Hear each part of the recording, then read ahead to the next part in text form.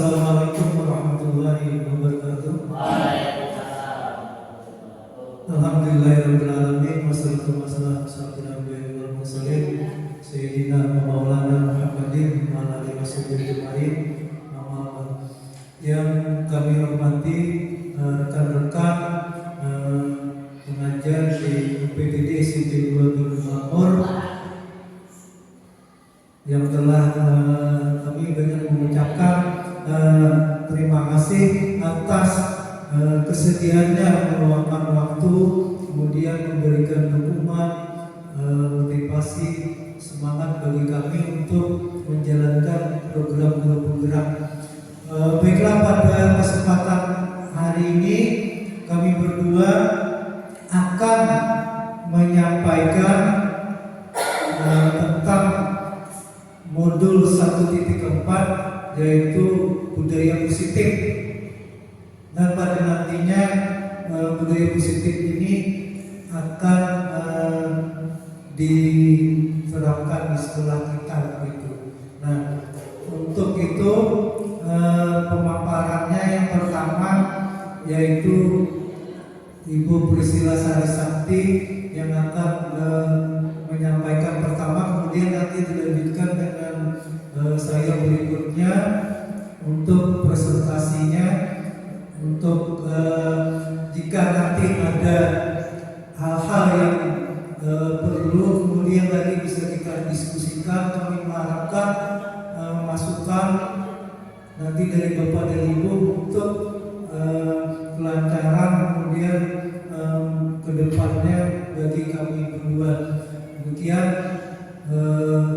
untuk selanjutnya waktu dan tempat yang pertama pada Ibu Priscilla Sari Sakti, dipersilahkan. Mohon izin berdiri Bapak Ibu. Assalamualaikum warahmatullahi wabarakatuh. Sebelumnya saya ucapkan terima kasih yang sebesar-besarnya kepada Bapak Ibu yang sudah berkenan hadir pada hari ini dalam rangka kegiatan aksi nyata budaya positif calon guru penggerak angkatan 10. Dan juga saya ucapkan terima kasih kepada Bapak Mahdi selaku pembawa acara pada hari ini. Baik, yang pertama Bapak Ibu, karena kita melaksanakan di siang hari, mungkin Bapak Ibu sudah konsentrasinya berkurang. Jadi untuk melihat konsentrasi berkurang atau tidaknya, saya mohon Bapak Ibu untuk berdiri sebentar untuk melakukan ice breaking biar lebih semangat lagi mendapatkan materi hari ini. Ya, silakan Bapak Ibu. Bapak-bapak kita tolong berdiri juga. Jadi kita melakukan ice breaking konsentrasi namanya, gerakan konsentrasi. Jadi nanti Bapak Ibu dengarkan instruksi dari saya, apa yang saya ucapkan, dan Bapak Ibu mengikutinya. Bukan yang saya lakukan, tapi yang saya ucapkan. Kata kuncinya seperti itu. Yang pertama, kita testing dulu. Tangan ke depan. Keduanya Bapak Ibu, karena saya pegang mikrofon. Tangan ke samping.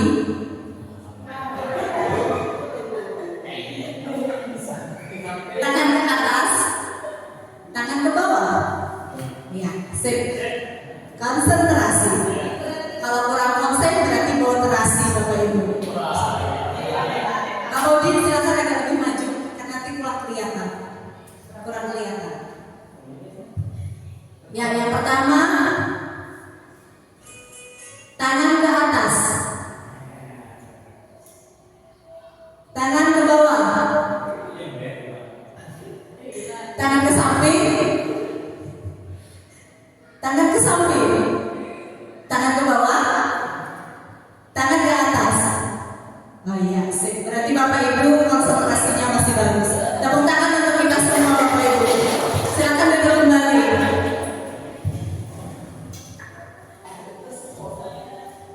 Iya, jadi kita langsung saja Bapak Ibu.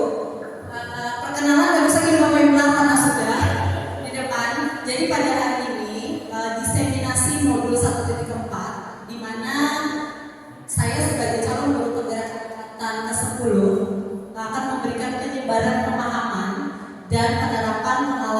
budaya positif. Nah, seperti apa itu Bapak Ibu? Silakan dipraktekkan. Yang pertama Bapak Ibu tentang tujuan pendidikan dulu ini secara umum. Ini ada pada modul 1.1 yang kami pelajari. Menurut Ki Hajar Dewantara, tujuan pendidikan adalah menuntut segala kodrat yang ada pada anak-anak agar mereka dapat mencapai keselamatan dan kebahagiaan yang setinggi-tingginya, baik sebagai manusia maupun sebagai anggota masyarakat. Oleh sebab itu, pendidik itu hanya dapat menuntun atau menuntut tumbuh atau hidupnya kekuatan kodrat yang ada pada anak-anak agar dapat memperbaiki lakunya, bukan dasarnya. Hidup dan tumbuhnya kekuatan kodrat anak. Ini filosofis menurut Ki Hajar Dewantara tentang tujuan pendidikan. Nah, ini budaya positif. Budaya positif di sekolah yaitu nilai dan kebiasaan di sekolah yang berpihak pada murid, agar mereka dapat berkembang menjadi pribadi yang kritis, penuh hormat, dan bertanggung jawab sesuai dengan profil pelajar Pancasila.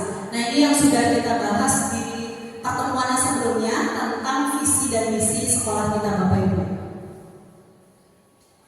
Lanjut. Nah, ini yang kita bahas pada materi budaya positif ini ada 7. Yang pertama tentang perubahan paradigma belajar. Yang kedua, disiplin positif kebutuhan. Kemudian yang ketiga, dasar manusia. Yang keempat, ada motivasi perilaku manusia. Yang kelima, restitusi posisi kontrol guru. Yang keenam, keyakinan kelas. Dan yang terakhir adalah segitiga restitusi. Nah, ini yang akan kita lakukan pembahasan di modul 1.4. Nah, yang pertama dulu Bapak Ibu, kita bicara tentang paradigma belajar, perubahan paradigma belajar. Di dalam membangun budaya positif, sekolah dapat menyediakan lingkungan yang positif, aman, dan nyaman agar siswa mampu berpikir, bertindak, dan mencipta dengan merdeka, mandiri, dan bertanggung jawab. Disiplin di sini sangat berkaitan dengan kontrol guru terhadap siswa. Jadi yang pertama dulu untuk menciptakan budaya positif, kita harus merubah paradigma pembelajaran kita dulu yang seperti apa. Karena setiap guru mungkin berbeda pola pikir, berbeda pandangannya terhadap budaya positif di sekolah. Nah, ini ada satu percontohan yang mana ini bisa kita mainkan Bapak Ibu. Misalkan saya di sini minta yang bersedia 2 orang. Boleh satu laki-laki, boleh satu perempuan. Mungkin ada berdekatan aja lah. Di sini Bang Rodin dengan Epa itu berdekatan dulunya. Jadi di sini Bu Epa itu sebagai Anda atau A dan Rodin sebagai yang B. Jadi tugas yang A mengepalkan tangannya, kemudian membayangkan bahwa Anda menyimpan sesuatu di dalam tangan Anda. Sesuatu itu yang sangat berharga. Sesuatu yang sangat berharga yang sangat sulit mungkin Bapak Ibu pinjamkan atau Bapak Ibu berikan kepada orang lain. Nah, tugas si B adalah merayu, membujuk agar si A tadi mau memberikan atau memberitahu tentang isi dari kepala tangannya tadi. Boleh dengan berbagai cara, entah merayu, membujuk dan sebagainya. Oke, kita mulai Bapak Ibu. Bu Eva sebagai tidak berpegangan. Bu Eva hanya mengepalkan tangan, membayangkan ada sesuatu yang ada di tangan Bu Eva yang sifatnya sangat penting. Nah, Pak Udin membujuk atau merayu Bu Eva agar Bu Eva mau memberitahu atau meminjamkan apa yang ada di dalam kepala tangan Bu Eva. Jadi terserah Bu Eva mau memikirkan sesuatu yang Bu Eva anggap penting di dalam kepala tangan Bu Eva. Mikrofonnya ada, silakan Pak Udin.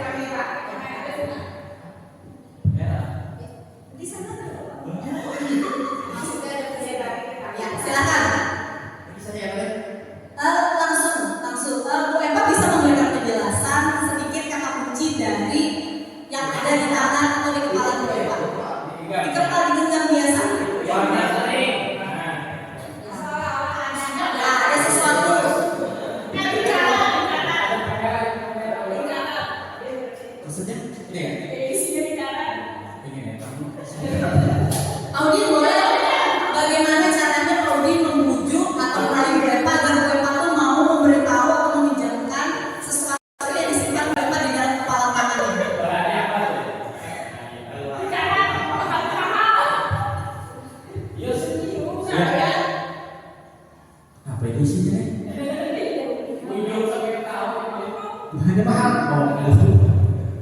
Oh, ada dia. Terserah kalau dia nggak tahu. Iya. Pura-pura keren. Sampai mau. Sampai mereka mau semaksimal mungkin. Ini isinya apa nih? Oh, jadi Hah? Belum ya. Hah? Ya lo beri duit. Berapa? sekarang seribu. Sasi Pak. Ini lo daftar ya. Apa tuh? Terserah mereka mau memberikan yang berharga itu untuk Audi atau tidak, terserah mereka. Mau pada berapa? Isinya kan belum ada kisahnya jadi kan. Oke, terima kasih teman-teman untuk mereka dengan pengalaman ini.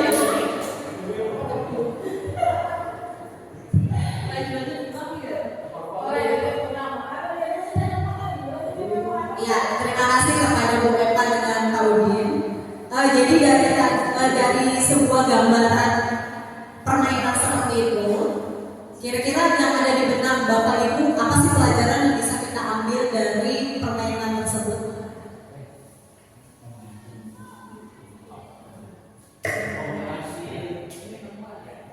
Untuk mendapatkan sesuatu dari orang lain itu juga bukan berbagai cara, salah satunya dengan cara merayu, membujuk, bahkan yang bisa sampai memarahi. Iya, terima kasih Pak Adani. Pertanyaannya bagus sekali. Ya, jadi memang benar Bapak Ibu, yang memegang posisi kontrol pada diri itu adalah diri kita sendiri, bukan orang lain. Seberapa besar pun misalkan tadi Pak Udin merayu Bu Eva, kalau memang Bu Eva tidak bisa memberikan sesuatu yang berharga di dalam kepala tangan Bu Eva, maka itu tidak akan terjadi. Jadi posisi kontrol pada diri kita itu hanya diri kita sendiri, bukan orang lain. Nah, jadi seperti itu Bapak Ibu. Nah, ini yang perlu bilang tadi perubahan paradigma belajar. Yang pertama, ilusi guru mengontrol murid. Yang kedua, ilusi bahwa semua penguatan positif efektif dan bermanfaat. Yang ketiga, ilusi bahwa kritik dan membuat orang merasa bersalah dapat menguatkan karakter. Yang terakhir, ilusi bahwa orang dewasa memiliki hak untuk memaksa. Ini terkadang paradigma yang memang tidak semua orang mungkin bisa sepaham. Kalau ilusi guru mengontrol murid, kira-kira Bapak Ibu setuju atau tidak? Ilusi guru mengontrol murid, atau ilusi bahwa semua penguatan positif itu efektif dan bermanfaat? Mungkin iya ya. Kemudian yang ketiga, ilusi bahwa kritik dan membuat orang merasa bersalah itu dapat menguatkan karakter. Dan yang terakhir, ilusi bahwa orang dewasa itu memiliki hak untuk memaksa. Nah, mungkin kita agak sedikit berbeda paradigma di sini, Bapak Ibu. Maka dari itu, kita berusaha untuk menyamakan persepsi kita tentang budaya positif itu seperti apa. Nah, selanjutnya disiplin. Bagian yang kedua itu disiplin. Apa makna disiplin? Jadi disiplin berasal dari bahasa Latin disiplina yang artinya belajar. Makna asal dari kata ini berkonotasi dengan disiplin dari murid-murid Socrates dan Plato. Disiplin di sini, disiplin diri membuat orang menggali potensinya menuju sebuah tujuan apa yang dia hargai. Namun dalam budaya kita, makna kata disiplin telah berubah menjadi sesuatu yang dilakukan seseorang pada orang lain untuk mendapatkan kepatuhan. Kecenderungan umum adalah menghubungkan kata disiplin dengan ketidaknyamanan, bukan dengan apa yang kita hargai atau pencapaian suatu tujuan mulia. Jadi di sini sifatnya disiplin itu agak memaksa sebenarnya Bapak Ibu. Nah, disiplin adalah kemampuan memerintah diri sendiri dalam mengontrol dan menguasai diri untuk memilih tindakan yang mengacu pada nilai-nilai yang kita hargai dengan penuh tanggung jawab tanpa terperintah oleh orang lain. Nilai-nilai yang kita hargai adalah nilai kebajikan, sifat positif manusia yang merupakan tujuan mulia yang ingin dicapai setiap individu, yaitu nilai-nilai dalam profil pelajar Pancasila. Lanjut. Nah, yang ketiga adalah kebutuhan dasar manusia. Setiap manusia itu memiliki kebutuhan dasar yang berbeda-beda. Kalau bisa Bapak Ibu perhatikan di sini,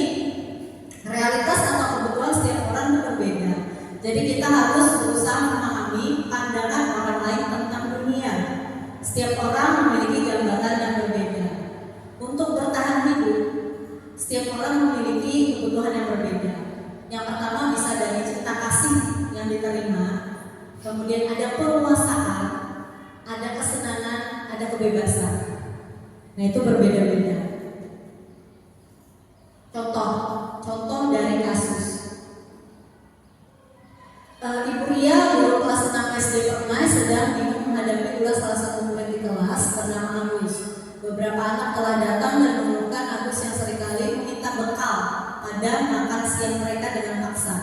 Jika Anda menghadapi situasi seperti Bu Ria, apa yang akan Anda lakukan? Menurut Anda, kira-kira apa alasan Agus melakukan hal tersebut? Kalau seandainya Bapak Ibu berada pada situasi yang seperti ini, apa yang akan Bapak Ibu lakukan? Dan ini mungkin ada terjadi di sekolah kita, Bapak Ibu. Ada anak yang sifatnya memaksa, meminta sesuatu dari temannya. Cuman kalau yang ini dicontohkan adalah bekal makan siang. Kira-kira apa yang Bapak Ibu lakukan?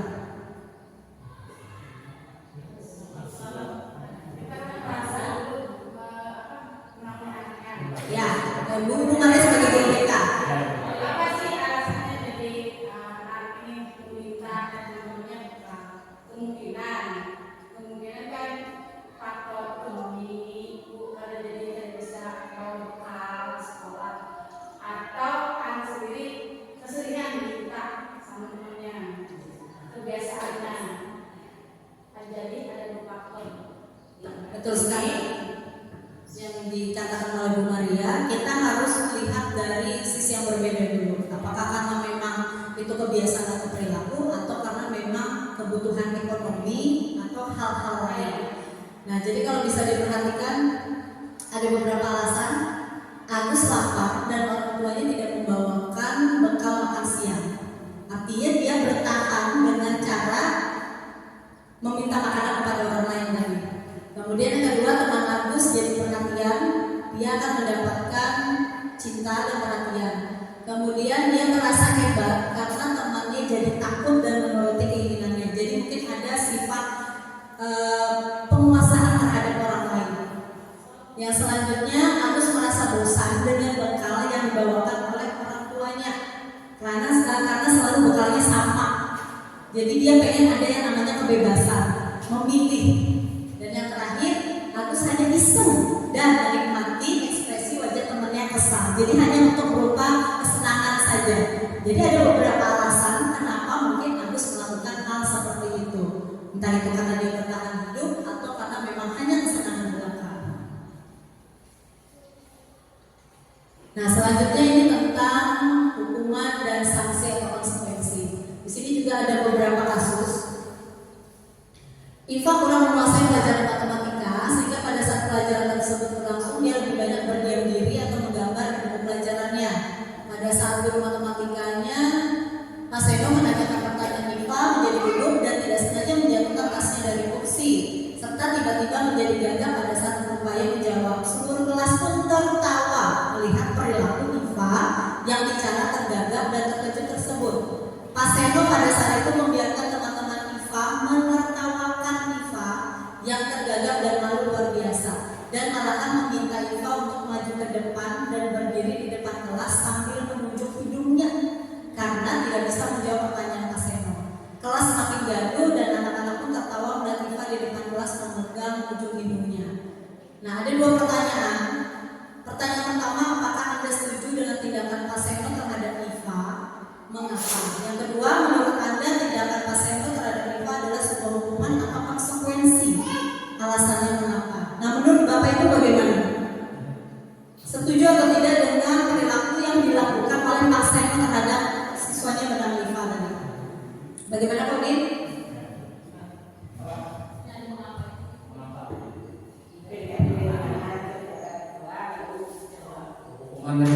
Ya, memberikan hukuman seperti itu. Apakah Anda setuju dengan tindakan Pak Seno tadi? Ada. Tidak setuju. Alasannya mengapa Bapak? Istilahnya mempermalukan di depan kawan-kawan. Iya, mempermalukan, betul. Ini minder dan Jadi kalau Bapak bilang itu adalah memperlakukan, apakah itu termasuk hukuman atau konsekuensi? Ya, yang dilakukan oleh Pak Seno. hanya hukuman itu. Oh, sekali kayaknya hukuman. Nah, untuk mengetahui apakah itu hukuman, apakah itu konsekuensi, apa itu hukuman, apa itu konsekuensi, bisa kita lihat selanjutnya. Nah, kalau Bapak perhatikan, ada 3, ada hukuman, konsekuensi, dan restitusi. Jadi berbeda sebenarnya Bapak Ibu, hukuman, konsekuensi dengan restitusi itu berbeda. Nah, kalau Bapak Ibu bisa lihat di sini penjelasannya, ini hukuman, ini konsekuensi, dan ini restitusi. Kalau yang dilakukan oleh Bapak Simon tadi itu bisa dikatakan dengan hukuman. Kenapa hukuman? Jadi ada beberapa alasan. Hukuman ini sesuatu yang menyakitkan harus terjadi, di mana akan menimbulkan ketidaknyamanan untuk murid dalam jangka waktu yang panjang, akan meninggalkan trauma. Kalau ajar kita ada trauma, justru murid itu akan tersakiti. Jadi bukan membuat si anak itu akan berubah, tapi justru malah memperburuk psikologis si anak. Nah, ini seperti ini. Jadi kebanyakan hukuman itu adalah sifatnya negatif sebenarnya Bapak Ibu. Kalau kita memberikan hukuman negatif. Nah, bedanya dengan konsekuensi seperti apa?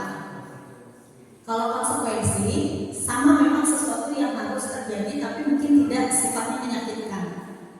Dan ini jangka waktunya pendek. Kalau yang hukuman tadi kan psikologis dia terganggu, malu di depan, ditertawakan untuk anak usia seperti itu dan tidak mendapatkan pembelaan dari gurunya, itu sesuatu yang menyakitkan, traumatisnya panjang. Nah, beda dengan konsekuensi. Untuk kata-katanya itu beda juga. Jadi kalau misalkan kita menggunakan konsekuensi, menggunakan kata-kata yang lebih mengajak sebenarnya, mengajak siswa untuk memperbaiki keadaan, bukan justru kita menjudge si anak itu bahwa oh kamu salah, kamu sudah melakukan hal seperti ini. Nah, kemudian yang restitusi. Restitusi ini adalah pilihan, di mana pilihan tersebut menguatkan murid dalam jangka waktu panjang. Jadi ada penyelesaian. Kalau untuk restitusi itu ada penyelesaian yang sifatnya akan memecahkan suatu masalah dan efeknya itu untuk ke depan. Tapi sifatnya tidak menjudge anak itu, tapi justru membuat dia berpikir, mencari tahu sendiri apa yang dia lakukan itu sesuatu yang benar atau tidak, dan mencari tahu sendiri bagaimana solusinya. Nah, seperti itu Bapak Ibu. Dan sifatnya lebih positif. Lanjut, yang keempat, semua perilaku memiliki tujuan.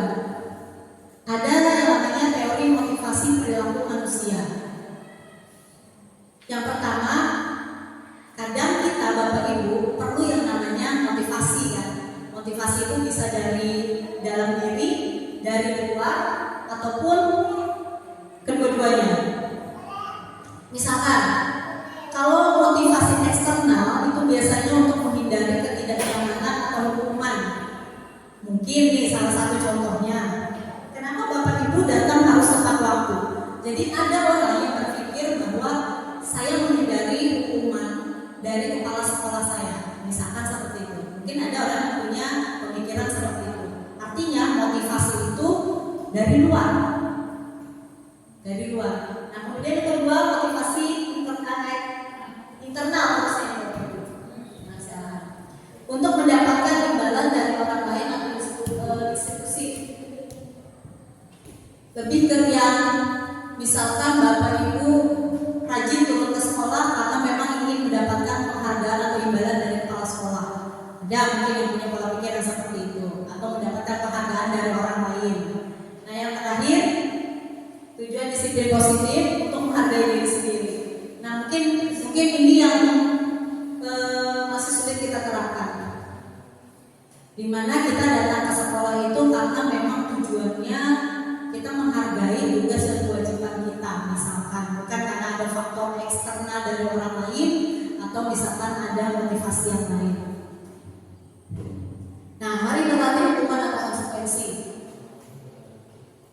Misalkan lari mengelilingi lapangan basket 2 kali karena terlambat sekolah, menurut Bapak Ibu ini hukuman atau konsekuensi?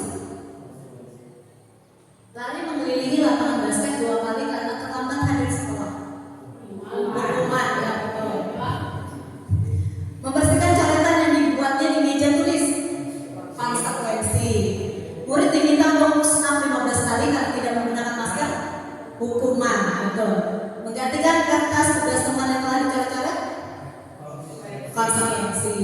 Berjemur di lapangan basket pukul 12 siang karena ngobrol dengan teman, hukuman. Murid diminta bertelanjang kaki sepanjang hari karena tidak menggunakan sepatu warna hitam sesuai peraturan sekolah. Yang terakhir, Diri sambil berikan kaca. hukuman. Karena tadi hukuman sifatnya negatif, hukuman sebenarnya negatif. Ya. Nah, yang kelima, restitusi atau posisi kontrol. Yang pertama itu menghukum, yang kedua membuat merasa bersalah, yang ketiga sebagai teman, yang keempat memantau, yang kelima manajer. Jadi Bapak Ibu, kita sebagai seorang guru ataupun sebagai seorang pimpinan perlu memiliki 3 keterampilan ini. Jadi ada menghukum, membuat merasa bersalah, teman, pemantau, ataupun manajer.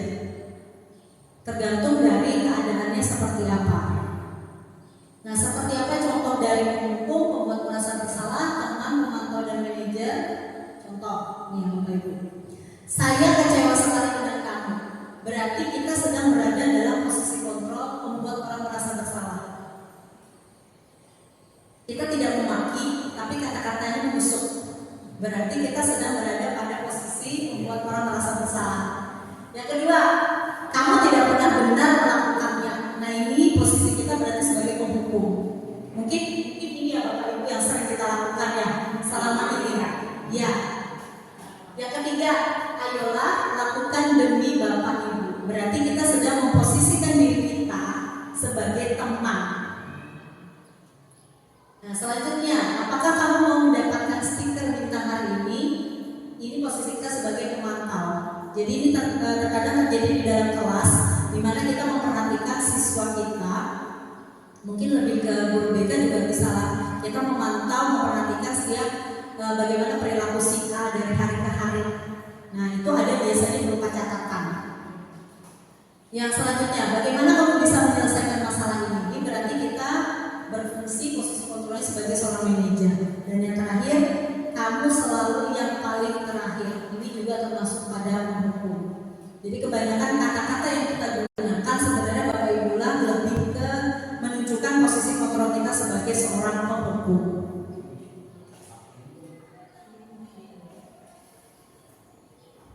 Ini ada beberapa contoh kasus yang menerapkan dari posisi kontrol tersebut. Nah, ini saya coba di kasus satu aja Bapak Ibu. Jadi pada hari Senin Pak Harun tidak masuk sekolah karena Pak Harun merupakan guru matematika. Sedangkan saat itu Ibu Wati menggantikan Pak Harun. Ibu Wati ini baru 1 tahun menjadi guru SMP. Beberapa murid perempuan seperti Vivi dan Natali mengetahui hal tersebut dan mulai menggunakan kesempatan dan bersikap seenaknya, tertawa dan tidak mengindahkan kehadiran Ibu Wati. Ibu Wati mencoba menyapa Vivi dan Natali dengan ramah sambil mengingatkan untuk tetap fokus pada tugasnya. Ayolah, tugasnya dikerjakan. Nanti ibu ditegur Bapak Kepala Sekolah kalau kalian tidak mengerjakan tugas. Tolong bantu ibu ya. Namun Vivi dan Natali malah tertawa. Ibu santai aja Bu. Mereka tetap tidak mengerjakan tugas dan malah mengobrol. Nah, kalau Bapak Ibu perhatikan dari contoh kasus yang tadi, posisi kontrol yang dilakukan oleh Ibu Wati tadi seperti apa Bapak Ibu? Dengan kalimatnya, nah, ayolah tugasnya dikerjakan. Nanti ibu ditegur Bapak Kepala Sekolah kalau kalian tidak mengerjakan tugas. Tolong bantu ibu ya. Jadi kira-kira posisi Ibu Wati itu sebagai apa? Posisi kontrol Ibu Wati sebagai apa? Apakah itu penghukum? Apakah itu sebagai teman? Apakah pemantau? Apakah manajer? Pemantau. Pak Dani bagaimana? Alasannya bagaimana Pak Dani mengatakan hal tersebut?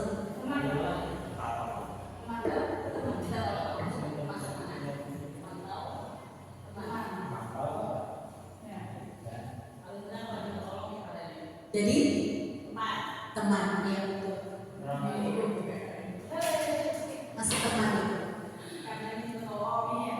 Nah, jadi itu pengibaratan satu contoh. Kita lanjut lagi ke bagian 6 yaitu keyakinan kelas.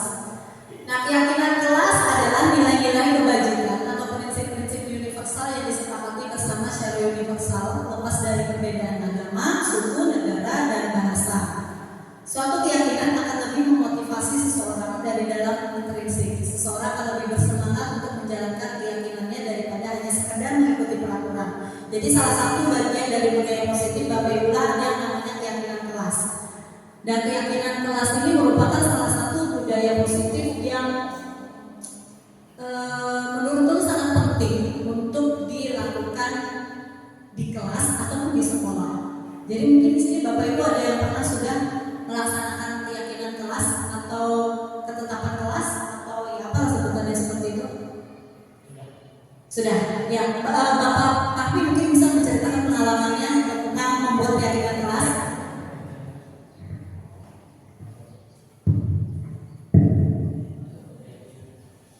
Keyakinan kelas. Mungkin Bapak bisa menceritakan bagaimana pengalaman Bapak membuat keyakinan kelas. Ya, terima kasih. Ini pengalaman waktu kita mengajar di kelas 7, kelas 8, dan kelas 9 pembelajaran mengenai bahasa Inggris. Masalah keyakinan atau nilai-nilai kebajikan prinsip yang secara menyeluruh atau tidak membedakan antara satu dengan yang lainnya. Misalkan pada saat pembelajaran itu kita membuat kesepakatan dulu dengan siswa masalah pembelajaran bahasa Inggris. Artinya semua siswa ini memiliki kemampuan dan kemampuan dan pemahaman yang sama karena diberi oleh Tuhan otak yang sama dan juga yang dimakan juga sama. Itu yang pertama. Yang membedakan kenapa siswa itu nanti yang satu pintar, yang satu ya pas-pasan, yang satu kurang itu karena aktivitas dari dia mau belajarnya itu yang kurang, yang membedakan nanti. Seberapa sering dia belajar atau memahami pembelajaran yang dia pelajari, atau seberapa sering dia mengingat kosakata bahasa Inggris, maka dia yang nantinya akan pintar dalam bahasa Inggris. Jadi untuk menanamkan keyakinan ke siswa itu ialah kita diberi Tuhan otak yang sama, kemudian makanan yang sama. Kenapa sih pintar kita tidak bisa pintar? Maka dari situ kita bisa terus berusaha. Itu saja. Terima kasih. Pak Dari menambahkan. Ya, terima kasih kepada Bapak Heru Fahmi. Nah, bagaimana apakah Pak Fahmi mendapatkan perubahan pada anak setelah melakukan keyakinan kelas atau kesepakatan kelas tersebut? Kalau perubahan itu secara perlahan ya, karena merubah kebiasaan siswa ini yang cukup sulit, jadi pemantauannya itu yang harus kita perhatikan. Jadi perubahan ada cuma secara bertahap, tidak langsung signifikan naiknya. Ya, tetapi tetap ada perubahan walaupun kecil ya. Ada. Ya, jadi Bapak Ibu ini salah satu contoh pengalaman dari Bapak Heru Fahmi ketika Heru Fahmi membuat keyakinan atau kesepakatan kelas. Keyakinan atau kesepakatan kelas ini menurutku sih salah satu budaya positif yang simpel untuk dilakukan dan bisa dimulai dari hal seperti itu. Jadi misalnya ketika kita di dalam kelas, untuk bisa lebih menertibkan siswa pada saat proses pembelajaran, kita bisa melakukan atau membuat keyakinan kelas atau kesepakatan kelas. Jadi kesepakatan atau keyakinan itu lahir dari si anak itu sendiri, keyakinan anak itu sendiri. Kalau misalnya kita yang membuat, mungkin anak akan keberatan atau merasa terpaksa. Tapi apabila keyakinan atau kesepakatan itu dari anak-anak atau siswa dilibatkan, maka itu berasal dari keyakinan dia sendiri.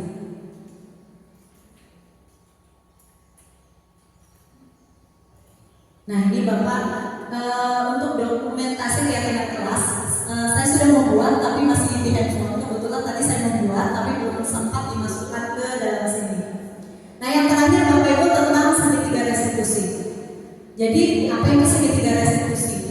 Jadi proses menciptakan kondisi bagi murid untuk memperbaiki kesalahan mereka sehingga mereka bisa kembali pada kelompok mereka dengan karakter yang lebih kuat. Melalui restitusi, guru dapat membangun murid menjadi lebih memiliki tujuan, disiplin positif, serta memulihkan dirinya setelah berbuat salah. Membantu murid untuk jujur pada diri sendiri dan mengevaluasi dampak dari kesalahan yang dilakukan. Yang terakhir, memberikan penawaran bukan paksaan. Ini yang belum sebut tadi berbeda antara hukuman, konsekuensi, dan restitusi. Jadi restitusi ini lebih sifatnya positif, Bapak Ibu. Nah, di mana dari penerapan segitiga restitusi ini justru kita akan menciptakan kondisi murid yang bisa memperbaiki kesalahan mereka sehingga mereka bisa kembali pada karakter yang lebih kuat.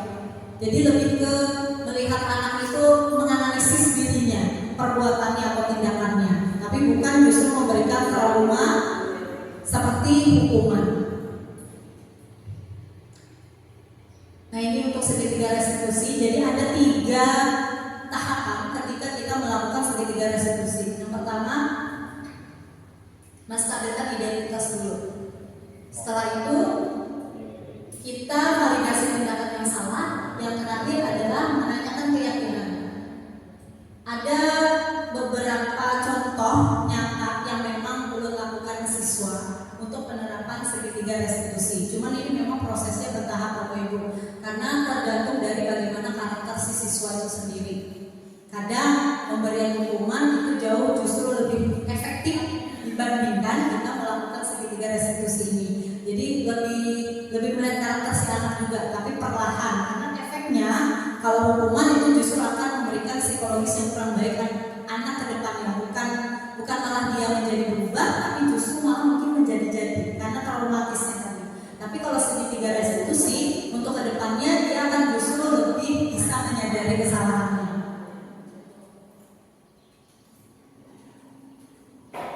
Nah, ini salah satu contoh.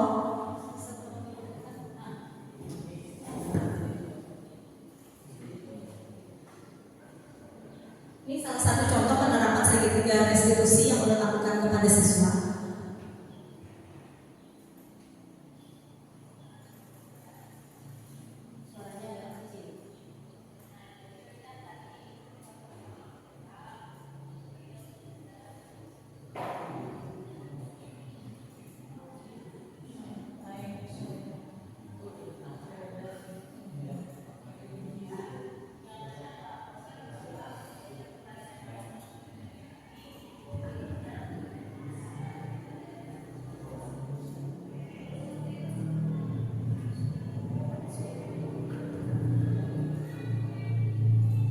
Jadi intinya Bapak Ibu karena suaranya kurang kedengaran. Di sini lu berusaha untuk menerapkan segitiga restitusi, di mana ada satu kasus si siswa kelas 7 atas nama Wildan itu terlambat masuk kelas. Jadi apa yang kita lakukan ketika kita menggunakan penyelesaian dengan segitiga restitusi? Yang pertama kita panggil anaknya, boleh di ruangan tertutup atau ruangan yang tersendiri. Kemudian kita tanyakan alasan kenapa kita memanggil, tapi bukan langsung menjudge pada kesalahan dia. Jadi lebih menanyakan dulu apakah Wildan itu mengetahui penyebab kenapa dia dipanggil, kemudian alasan dia melakukan hal tersebut tanpa menggunakan kata-kata yang sifatnya mungkin menjudge atau menghardik atau misalkan langsung menyalahkan si anak, tapi membuat anak itu lebih menyadarkan diri si anak, alasan dia melakukan perbuatan tersebut, terus konsekuensinya seperti apa, dan bagaimana cara dia berusaha untuk menyelesaikan atau tindakan yang dilakukannya setelah melakukan kesalahan tersebut. Tapi mungkin Bapak Ibu itu perlu proses, karena memang kita tahu sendiri kondisi anak di sekolah kita itu agak sulit untuk diperlakukan dengan cara seperti itu. Mungkin Bu Maria sebagai guru BK lebih tahu bagaimana dalam penyelesaian anak atau siswa yang bermasalah dengan hal-hal yang seperti itu. Jadi memang agak sulit, perlu proses ya Bapak Ibu. Tapi kalau bisa kita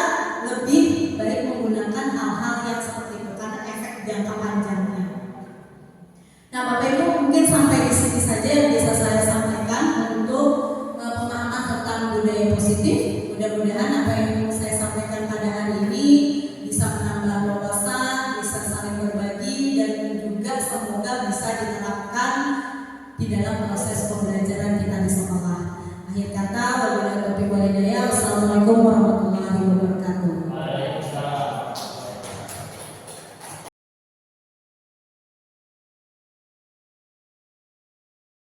Sebuah keyakinan atau kesepakatan luas.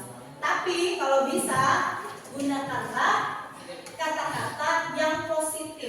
Kenapa ibu bilang positif? Kalau ada kata jangan itu lebih ke arah negatif. Seperti dilarang, Pak. Jangan melarang. Jadi gunakan kata-kata atau pilihlah kata-kata yang lebih positif. Yang seperti apa? Contohnya, kalau ini jangan terlambat, berarti tidak digunakan. Tulislah dengan kalimat atau kata-kata yang lebih positif. Contohnya datang tepat waktu. Karena kadang kalimat-kalimat yang kalian gunakan atau kata-kata yang kalian gunakan itu bisa menjadi sebuah keyakinan di dalam hati kita. Jadi kalau misalkan jangan terlambat itu kan kesannya kayak negatif, kayak kasar, kayak perintah. Tapi kalau misalkan sana kata-katanya datanglah tepat waktu di sekolah misalkan. Nah itu kata-katanya lebih halus, lebih sopan, lebih memotivasi diri kita. Jadi gunakan kata-katanya, nanti dipilih yang sifatnya positif. Oke? Ada yang mau ditanyakan? Kalau tidak, apa? Oh iya. Kalau tidak ada yang mau ditanyakan, ini ibu bagikan dulu. Nanti bisa kalian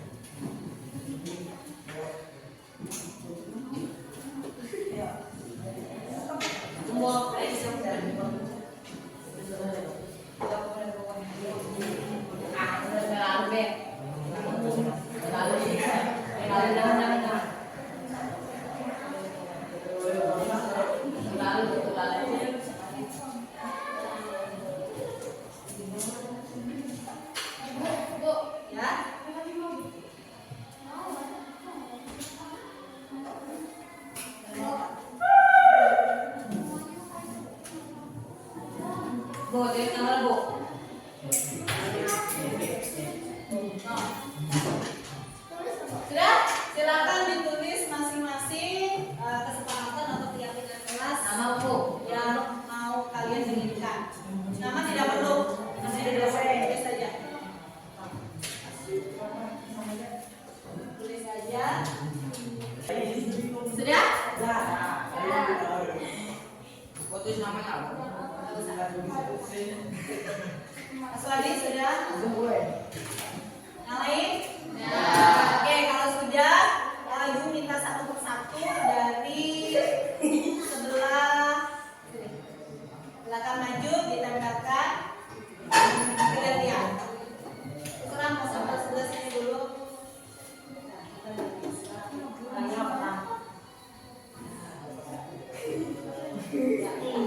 Silakan lanjut.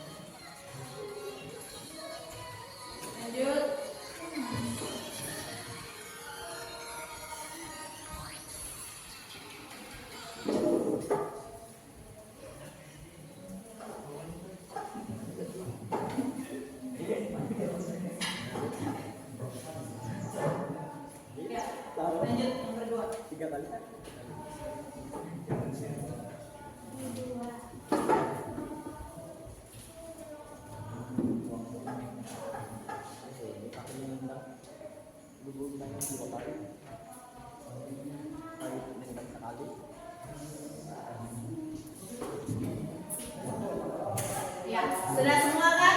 Nah, sekarang bagaimana perasaannya ketika ibu meminta kalian untuk membuat sebuah keyakinan atau kesepakatan kelas? Bagaimana rasanya? Senang, terus? Apalagi? Apalagi selain senang? Happy. Senang, happy. Iya, seperti itu. Nah, sekarang dari beberapa yang sudah membuat atau menempelkan kesepakatan di sini, ada nggak yang mau bersedia untuk ke depan membacakan apa yang sudah ditulis teman-teman kalian tentang keyakinan atau kesepakatan kelas? Ada yang mau bersedia? Ya, Fauzia silakan. Sebelah sini Fauzia. Nah, sekarang perhatikan. Yang pertama apa Fauzia?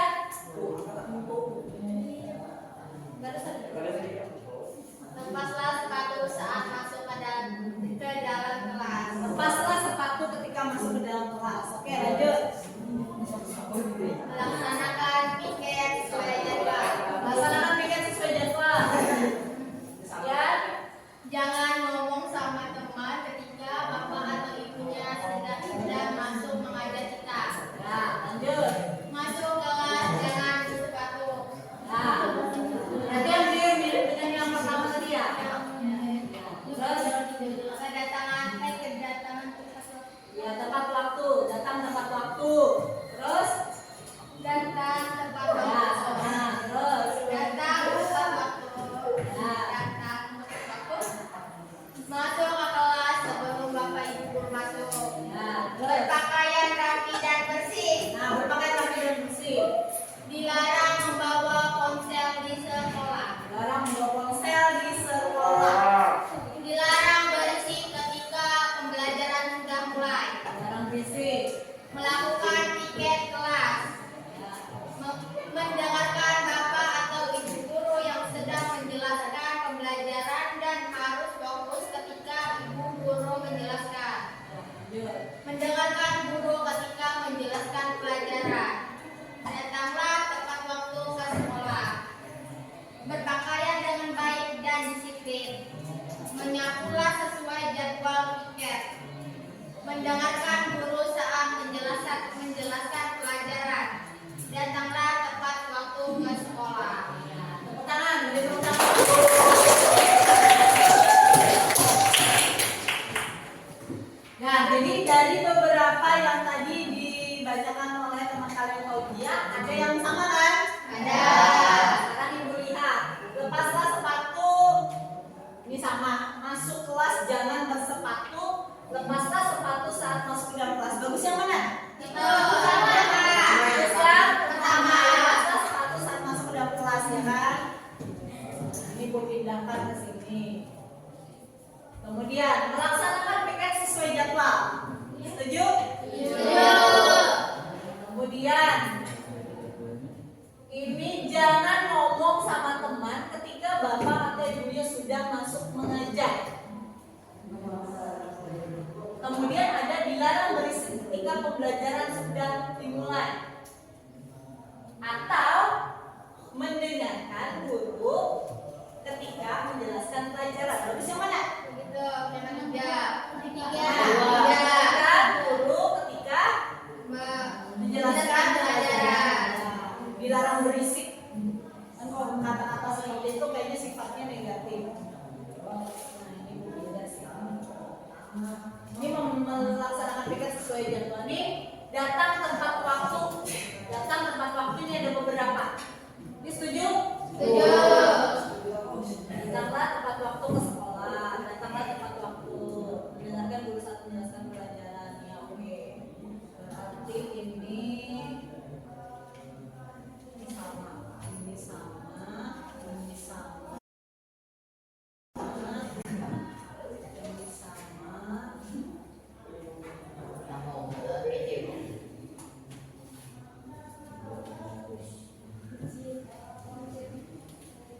masuk ke kelas sebelum bapak ibu gurunya masuk ke kelas, datanglah tepat waktu. Nah, ibu. Kemudian melakukan piket kelas, kemudian menyapu sesuai jadwal piket, melaksanakan piket sesuai jadwal. Yang mana kira-kira? Melakukan piket kelas atau melaksanakan piket sesuai jadwal? Ya.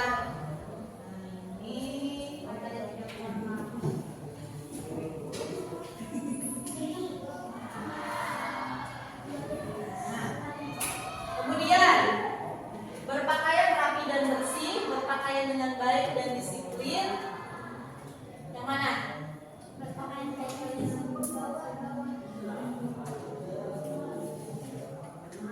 Yang mana? Berpakaian dengan baik dan disiplin, berpakaian rapi dan bersih. Berpakaian dengan baik dan disiplin. Oke. Nih, dilarang membawa ponsel ke sekolah. Atau kira-kira mau diganti kata-katanya bukan dilarang? Selain menggunakan kata jangan,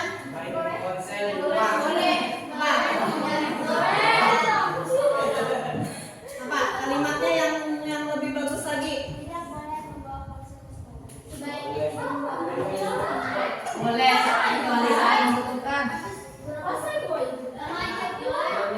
atau kata-katanya misalkan apa ya? Jangan menggunakan, tidak menggunakan kata jangan atau dilarang. Tapi kata-kata lebih positif. Tidak boleh membawa ponsel di sekolah keluar. Tidak menggunakan kata jangan atau tidak boleh atau dilarang atau ya sebaiknya. Apa kira-kira ayo kata-katanya?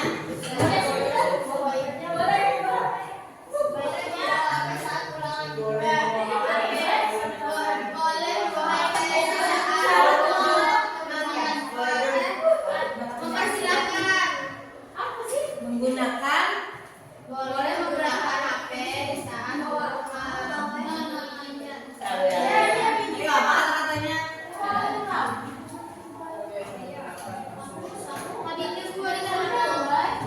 ayo apa kata-katanya?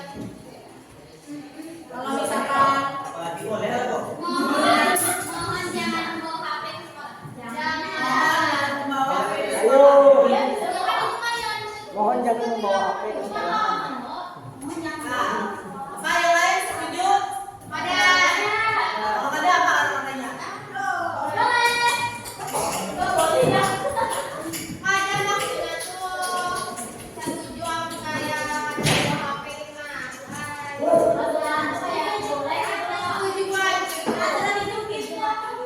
Yang ada jawabnya Firdaus. Apa? Kalau itu dilarang membawa ponsel ke sekolah. Kira-kira sesuai apa tidak? Sesuai aja. Atau misalkan tidak diperkenankan membawa HP ke sekolah. Tidak diperkenankan membawa HP ke sekolah. Ya. Bisa? Boleh? Oke, sepakat. Berarti ini mendengarkan dulu sampai penjelasan.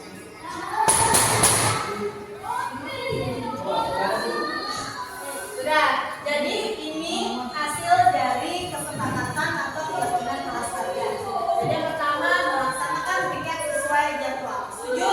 Setuju.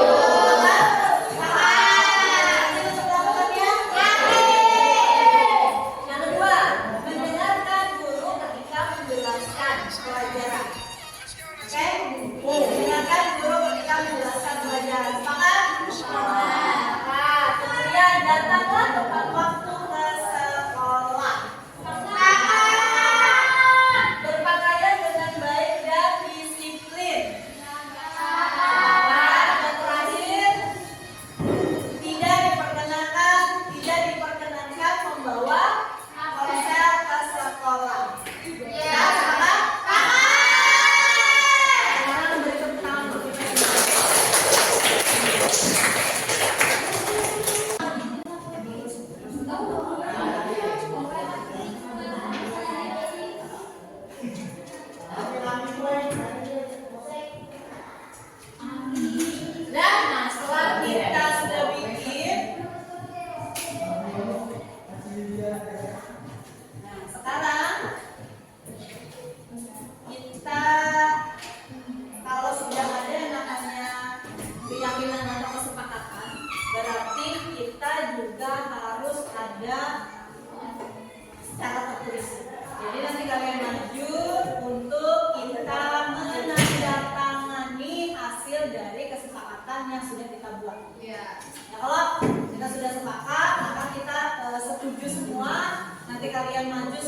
sesuai daftar namanya kalian tanda tangan bahwa kalian sudah menyetujui dengan kesepakatan yang kita buat, tidak ada keberatan atau tidak ada paksaan.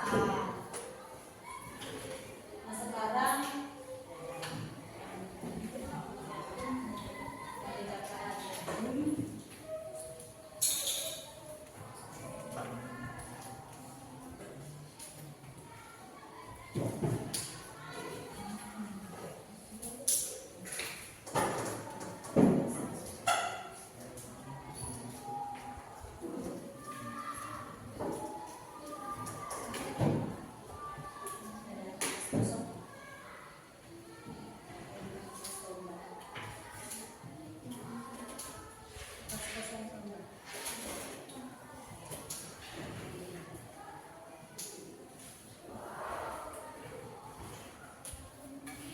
dan sekarang maju sesuai apa barisannya Kak?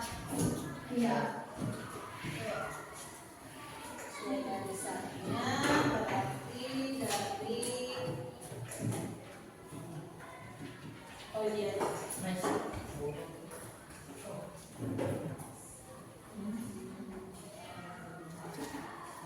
terus Bu minta tolong ke depan.